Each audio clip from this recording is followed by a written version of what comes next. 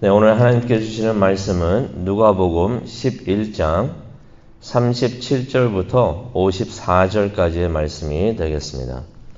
누가복음 11장 37절부터 54절까지의 말씀입니다.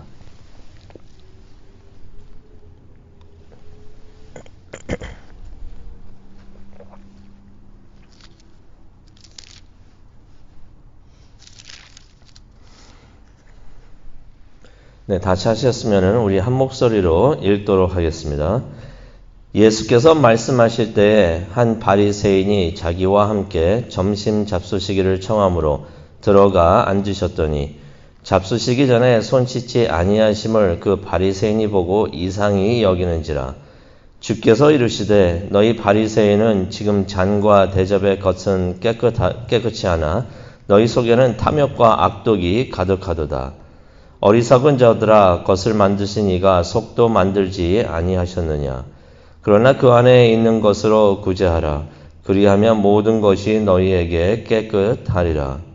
화 있을진저 너희 바리새인이여, 너희가 박하와 운항과 모든 채소의 11조는 들이되 공의와 하나님께 대한 사랑은 버리는도다. 그러나 이것도 행하고 저것도 버리지 말아야 할지니라. 화 있을진저 너희 바리새인이여, 너희가 회당의 높은 자리와 시장에서 문안 받는 것을 기뻐하는도다. 화 있을진저 너희는 평토종한 무덤 같아서 그 위를 밟는 사람이 알지 못하느니라. 한 율법 교사가 예수께 대답하여 이르되 선생님, 이렇게 말씀하시니 우리까지 모욕하심이니이다. 이르시되 화 있을진저 또 너희 율법 교사여, 지기 어려운 짐을 사람에게 지우고 너희는 한 손가락도 이 짐에 대지 않는도다. 화 있을진저 너희는 선지자들의 무덤을 만드는도다. 그들을 죽인 자도 너희 조상들이로다. 이와 같이 그들은 죽이고 너희는 무덤을 만드니 너희가 너희 조상의 행한 일에 증인이 되어 옳게 여기는도다. 그러므로 하나님의 지혜가 일렀을 때 내가 선지자와 사도들을 그들에게 보내리니 그 중에서 더러는 죽이고 또 박해하리라 하였느니라. 창세 이후에 흘린 모든 선지자의 피를 이 세대가 담당하되 곧 아벨의 피로부터 제단과 성전 사이에서 죽임을 당한 사갈의 피까지 하리라. 내가 너희에게 이르노니 과연 이 세대가 담당하리라. 화 있을진저 너희 율법 교사여, 너희가 지식의 열쇠를 가져가도 너희도 들어가지도 않고 또 들어가고자 하는 자도 막았느니라 하시니라. 거기서 나오실 때에 서기관과 바리새인들이 거세게 달려들어 여러 가지 일을 따져 묻고 그 입에서 나오는 말을 책잡고자 하여 노리고 있더라. 아멘. 하나님의 말씀을 들으면서 저희들의 마음의 눈이 열리고 하나님께서 보시는 것을 볼 수 있도록 하나님 은혜 내려 주시옵소서. 감사합니다. 예수님의 이름으로 기도합니다. 아멘. 예수님께서 말씀을 하셨습니다. 내 마음을 밝게 하는 것은 바로 내 눈이다 라는 말씀을 하셨는데요. 눈이 밝아지면 마음도 밝아지고 눈이 어두워지면은 마음도 어두워진다라는 내용의 말씀을 하셨습니다. 오늘 말씀은 눈이 어두워져서 마음까지도 어두워진 사람들의 이야기가 되겠습니다. 내용을 우리가 다시 한번 보도록 하겠는데요. 37절을 보니까 한 바리새인이 예수님께 다가와서 점심을 하자고 합니다. 점심을 하자고 하는데 자기하고 혼자 만나는 것이 아니고 이 말씀을 보게 되니까 여러 바리새인들과 서기관들과 함께 점심을 하는 거였습니다. 이것은 무엇을 의미하냐면요. 예수님과 혼자 만나서 순수하게 예수님에 대해서 더 알고 또 말씀에 대해서 알고자 하는 그러한 순수한 만남이 아니라 여러 사람들, 바리새인들과 서기관들과 함께 만나면서 나중에 54절에도 나오죠. 예수님의 책을 잡으려고 그러한 모임을 가졌다는 것을 우리가 알 수가 있습니다. 그러니 그 모임이 그런 편한 모임이 아니었던 것입니다. 그런데 하필이면 예수님께서 38절에 보니까 식사를 하시는데 손을 씻지 않고 식사를 하셨던 것이에요. 이것이 예의에 어긋나는 그러한 일이 되는데 그때 그것을 바라보고 있었던 바리새인이 무척 놀라면서 속으로 이런 마음을 가진 것 같습니다. 책을 잡으려고 하는데 시작부터 잡히네 하면서 잘됐다 하면서 예수님을 비방하려는 그러한 마음을 가지고 있었던 것 같습니다. 예수님께서 그런 그의 마음을 보시면서 39절에 이런 말씀을 하십니다. 너희 바리새인은 잔과 대접의 겉은 깨끗이 하나 너희 속에는 탕욕과 악독이 가득하다라는 말씀을 하십니다. 바리새인들이 이거의 전문가였죠. 겉은 깨끗하게 하는 것에 전문가였습니다. 사람들이 보는 것, 사람들이 보기에는 깨끗하게 보이려고 누구보다도 앞장섰고 누구보다도 깨끗하다고 항상 주장을 하고 있었던 사람들이었습니다. 겉은 왜 그렇게 그 사람들이 깨끗하게 했느냐? 사람들이 보니까 보이는 것은 깨끗하게 하려고 그렇게 했던 것이에요. 그런데 그 사람들의 속은 더러운 것들로 가득 차고 지저분했던 것입니다. 이 사람들의 눈이 항상 어두워 있고 안 좋은 것을 보려고 하는 그러한 눈이 열려 있으니 그들의 마음도 어두워져 가지고 이게 어둡다는 게 참 그렇습니다. 어두운 데 있으면은 그곳이 지저분해도 지저분한 것을 알 수가 없어요. 어두워 가지고. 영적의 눈이 어두워지고 또 영적 마음도 어두워지니까 자신들의 마음속이 더러워졌던 것을 알지를 못했던 것입니다.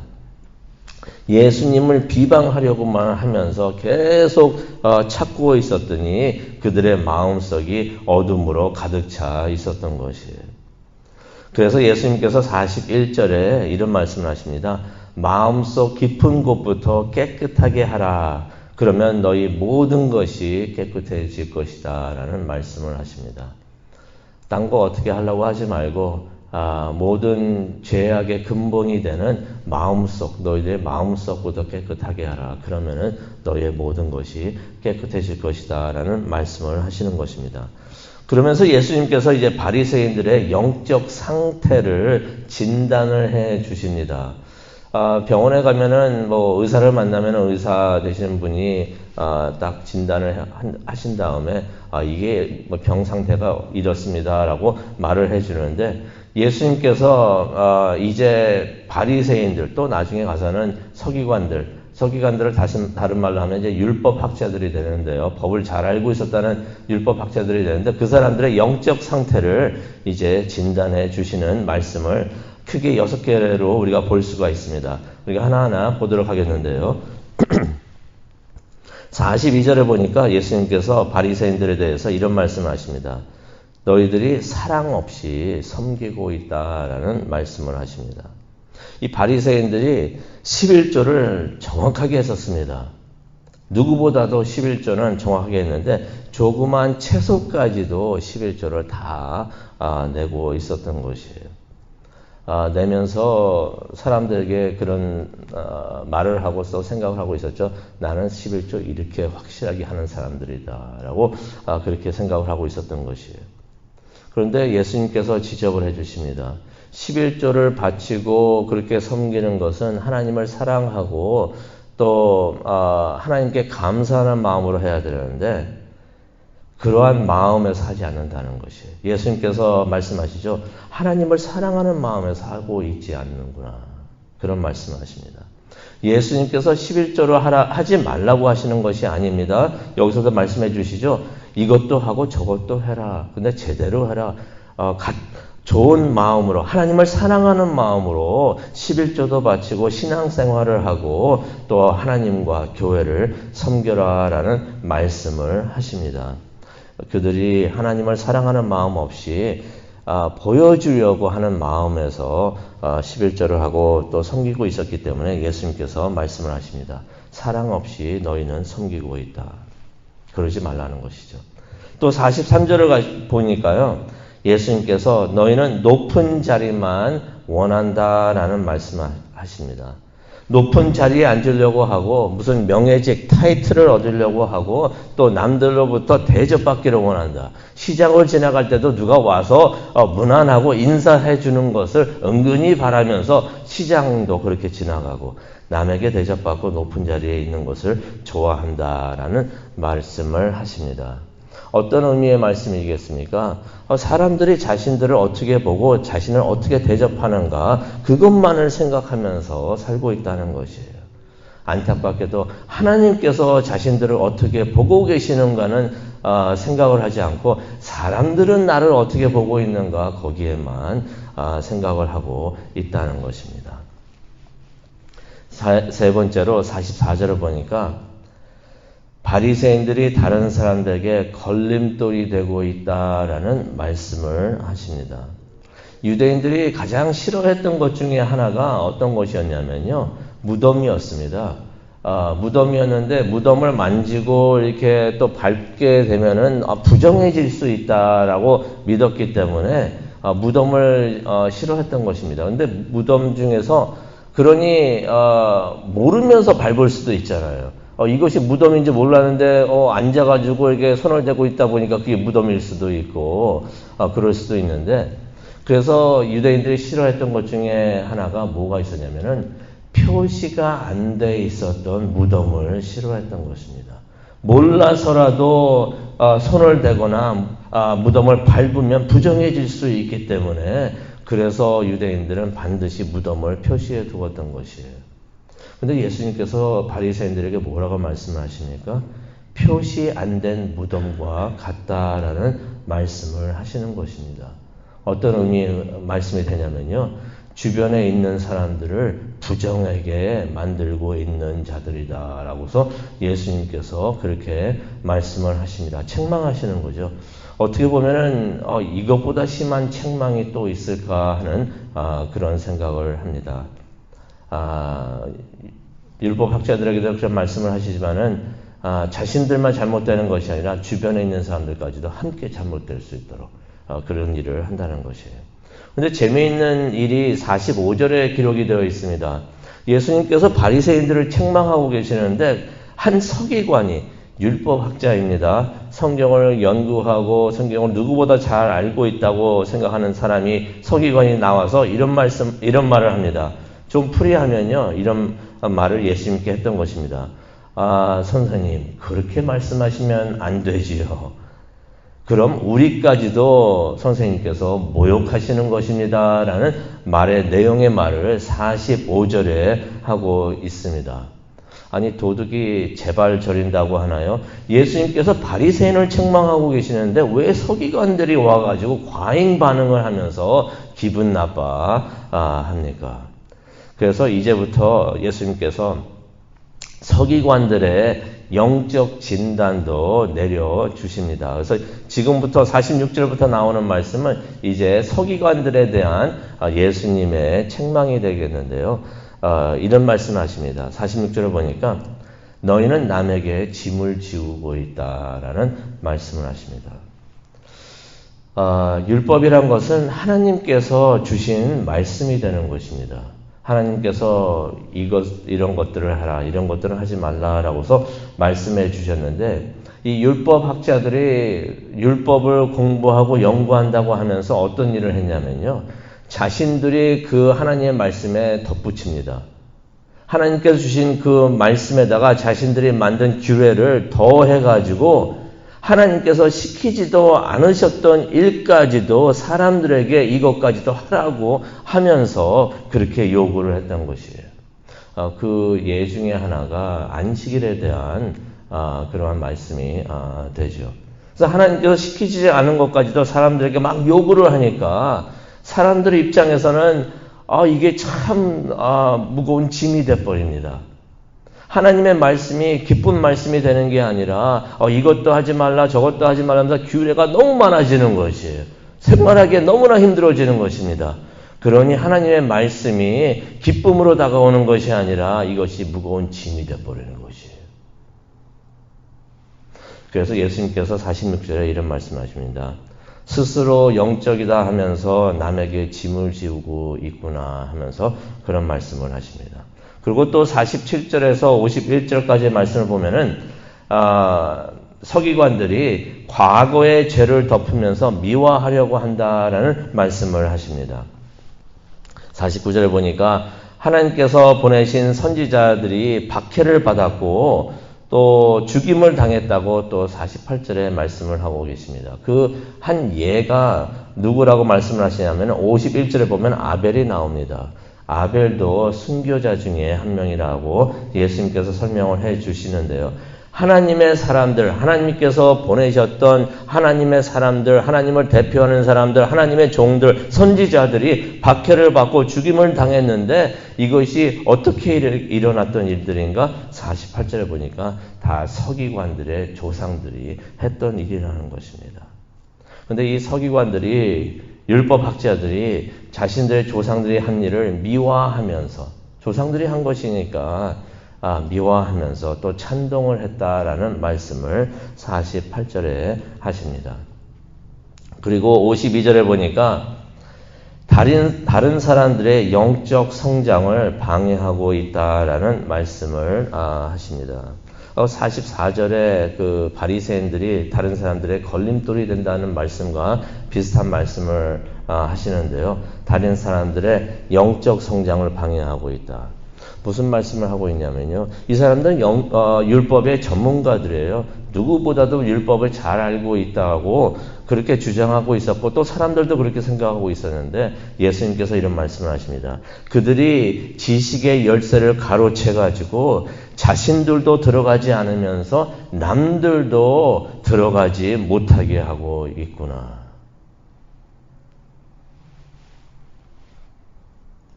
말씀을 잘못 해석을 하면서 또 자신들도 순종을 하지 않고 있으면서 남들도 순종하지 못하도록 그렇게 하고 있다고 예수님께서 책망을 하십니다. 그런데 예수님께서 이런 말씀을 하시고 떠나시려고 하셨는데 바리새인들과 서기관들이 53절을 보니까 예수님께로 오는데 어떻게 옵니까? 거세게 달려들었다고 합니다. 거세게 달려들어가지고 예수님한테 막 따져서 묻습니다. 예수님께서 말씀을 하시는데, 성자 하나님께서 말씀하시는데 그 말씀이 책망의 말씀이 되더라도 겸손히 받아들이고 그 말씀대로 살아야겠구나. 하나님의 말씀인데 그렇게 받아들였어야 하는데 그것을 거부했던 것이에요. 그러면서 예수님에게 거세게 달려들면서 따져 묻기를 하면서 또 그러면서 어떻게 했습니까? 이 모습을 54절의 모습을 보면서 그들의 마음과 영적 눈이 어떠했는가를 볼 수가 있는데요. 예수님 따져 물었다는 것은 예수님께서 이제 답을 하기를 원했다는 것입니다. 이 답을 하십시오 하면서 따져 묻는데 예수님께서 어떻게 답을 하나 노려보면서 그 예수님께서 하시는 말씀을 가지고 책 잡으려고 귀에만 보고 있었다라는 말씀이 54절에 나옵니다. 그들의 눈이 그렇게 영적으로 어두운 것만 찾고 있었던 것을 우리가 말씀을 통해서 또 볼 수가 있어요. 영적의 눈이 어두우니 그들의 영적 마음도 어두워져서 그렇게 어두운 영적 생활을 하고 있었구나라는 것을 우리가 볼 수가 있는데요. 오늘 말씀을 생각하면서 우리는 이러지 않았으면 좋겠습니다. 우리는 하나님께서 우리와 함께 하시면서 성령의 기름을 부어주셔서 우리의 영적 눈이 활짝 열리기를 바랍니다. 하나님께서 함께 하시면서 말씀을 주실 때, 또 때로는 칭찬을 하시지만 때로는 책망을 하실 때 하나님의 말씀을 그대로 받아들이면서 우리가 깨끗하게 영의 눈이 깨끗해지기를 원합니다. 우리의 영의 눈이 깨끗해지면은 보는 것과 찾는 것이 깨끗하고 거룩한 것이 되고 또 그럴 때 우리의 마음도 우리의 삶도 깨끗해지는 줄로 정결해지는 줄로 믿습니다. 하나님께서 우리 앞을 지나가실 때 죄인을 찾으실 때 내가 여기 있습니다. 함께하여 주시옵소서. 긍휼히 여겨 주시옵소서. 그렇게 하나님을 찾으면서 또 하나님과 가까이 가고 또 그러면서 우리가 오늘도 더욱더 정결해지는 우리 모두가 되기를 원합니다. 그럴 때 하나님께서 비춰주시는 밝은 빛을 우리가 다 받을 수 있는 줄로 믿습니다. 빛과 함께하는 우리가 되기를 원하면서 기도하는 시간을 갖고자 합니다. 성령님께서 함께 해주실 줄로 믿습니다. 하나님, 오늘 바리새인들과 서기관들의 이야기를 보면서 우리들은 이러지 않았으면 좋겠습니다 라는 기도를 하게 하여 주시니 정말로 감사합니다. 우리의 눈이 좋은 것을 향하게 하여 주시고 하나님을 향하게 하여 주시옵소서. 하나님께서 보시는 것을 우리들도 볼 수 있도록 하여 주시옵소서. 그래서 우리의 눈이 깨끗하고 정결해져서 우리의 마음까지도 깨끗하고 정결해 줄 수 있도록 하나님 은혜 내려 주시옵소서. 그래서 빛이 되시는 하나님과 항상 함께 하면서 하나님 안에 거하는 우리 모두가 될 수 있도록 하나님 은혜 내려 주시옵소서. 그것을 위해서 기도하기를 원합니다. 이 자리에 함께 하여 주시면서 기름 부어 주시옵소서. 감사합니다. 예수님의 이름으로 기도합니다. 아멘.